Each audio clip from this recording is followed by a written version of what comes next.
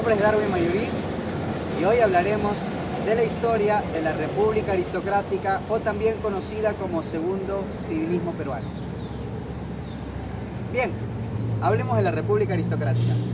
La República Aristocrática se establece con el gobierno de los civiles en el Perú.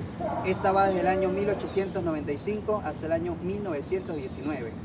Durante este transcurso podemos ver dos aspectos que estarán bien marcados: el aspecto del apogeo y el aspecto de la crisis de la República Aristocrática y la posterior salida de estos personajes que gobernaron en el Perú y fueron las familias más poderosas que se van a establecer durante los gobiernos peruanos, ya que ellos serían los que se propondrían para las elecciones y tomarían de esta manera el poder y el control de las obras públicas, al igual también que de las regiones exportadoras como son la costa peruana y la sierra peruana, al igual que también la explotación en la selva por parte del famoso caucho. Aquí en el Perú, por ejemplo, vemos que esta división de civiles se da porque el mismo historiador Jorge Basadre considera que en este periodo de segundo civilismo se da posteriormente después de la salida de lo que es el segundo militarismo en el Perú.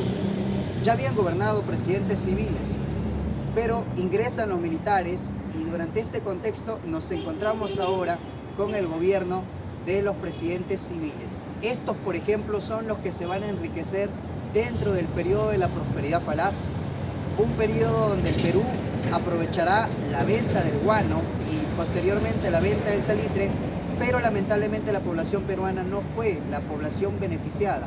Sin embargo, los beneficiados fueron estas familias poderosas. ¿Quiénes?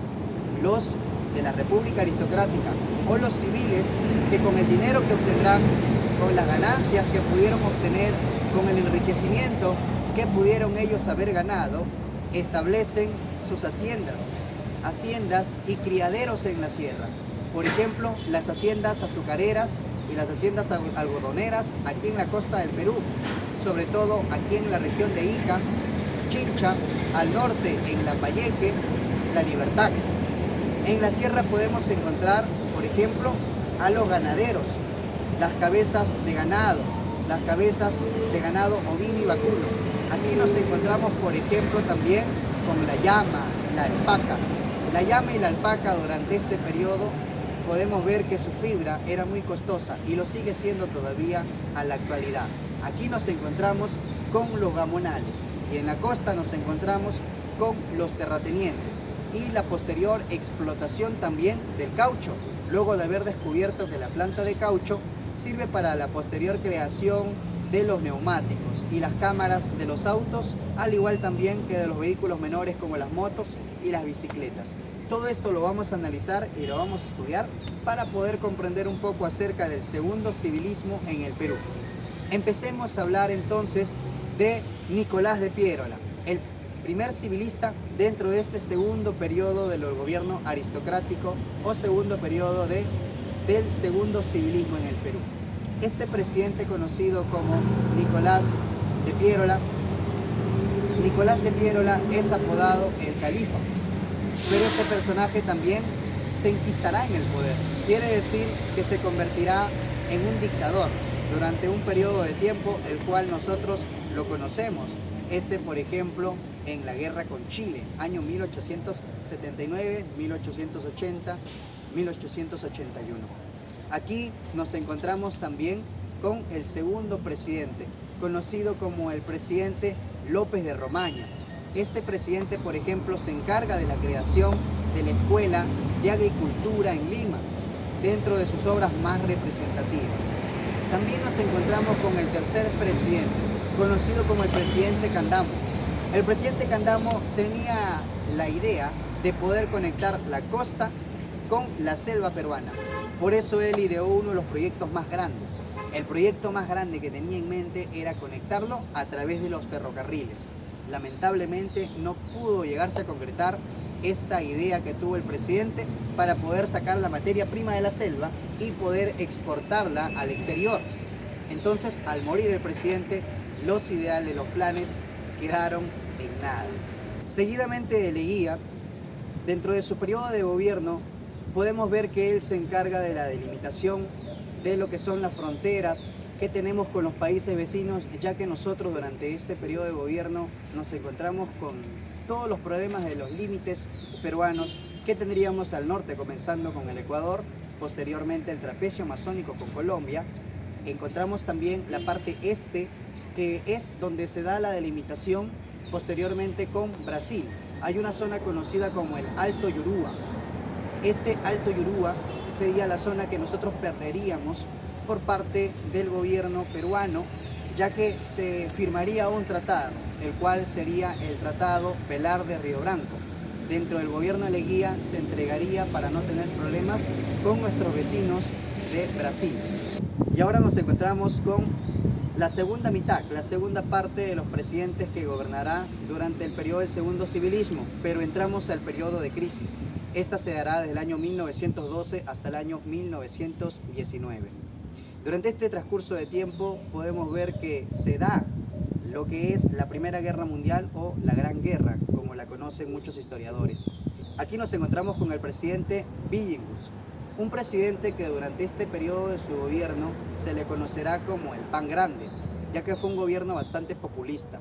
Para poder obtener de alguna forma el voto de la población, empezó a brindar panes de gran tamaño. De esta manera, él también empezó a reducir costos para poder ganarse de alguna u otra forma el voto popular del pueblo. Óscar Benavides.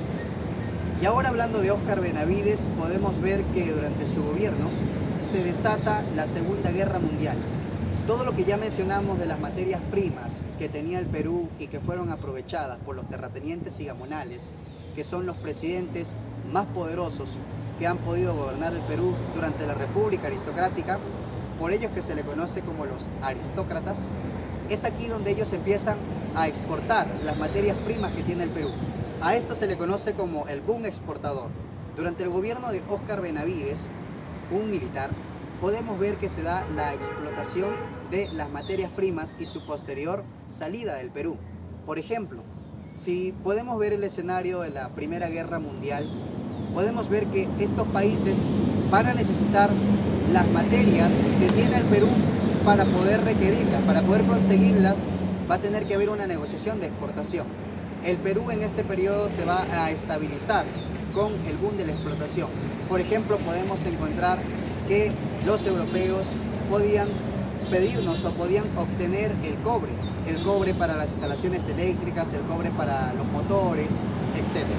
También podemos ver que hubo una exportación de la lana de los camélidos, para los abrigos, para las chompas, para los uniformes de los militares. También podemos ver que el Perú ha exportado el algodón, también para su posterior confección de las ropas o los uniformes. La caña de azúcar para el consumo, para un alimento. Todo esto entonces se da durante este boom de la exportación que encontramos durante el gobierno de Óscar Benavides, cuando estalla la Primera Guerra Mundial. También podemos ver la exportación del caucho, el caucho para los neumáticos de los autos, por ejemplo. Todo esto durante el gobierno de Óscar Benavides. Ya con el gobierno de José Pardo se mantiene lo establecido del boom de la exportación, ya que aquí empezamos a ver el crecimiento que se dará durante este periodo de gobierno para su posterior salida, que se dará a través de un golpe de Estado. El golpe de Estado que le dará el gobierno de Augusto de Leguía o Augusto Bernardino Leguía. Este le pondrá fin al gobierno de José Pardo. Este nuevo gobierno se le conocería como la Patria Nueva, ya que José Pardo, al ser destituido por golpe de Estado, Leguía gobernaría 11 años, estaría 11 años en el poder sin la oligarquía, sin la clase de los terratenientes ni los gamonales, que eran las familias más poderosas. Incluso él temía que le pudiera suceder eso. Por lo tanto, el gobierno de Leguía fue uno de los gobiernos más entreguistas y uno de los gobiernos más populistas que tuvo el Perú, ya que a pesar de sus grandes obras, él lo que buscaba era mantenerse en el poder a costa de que la población lo pudiera apoyar. Y es ahí donde se enfoca para que pudiera recibir ese apoyo y no sea destituido por las clases poderosas la cual forma la República Aristocrática. Y esto sería todo en respecto al tema del segundo civilismo en el Perú. Hola, te invitamos a Así se hizo el Perú, para que puedas seguir viendo más videos y más contenido de la manera más entretenida. No te pierdas, suscríbete y comparte estos videos para que puedan también llegar a un alcance mayor. Apóyanos dándonos tu like y también suscribiéndote y recomendando la página para que pudieras seguir creciendo de esta manera. Así es como se hizo el Perú y de esta manera la conocemos de una forma más entretenida, de una forma cultural e intelectual.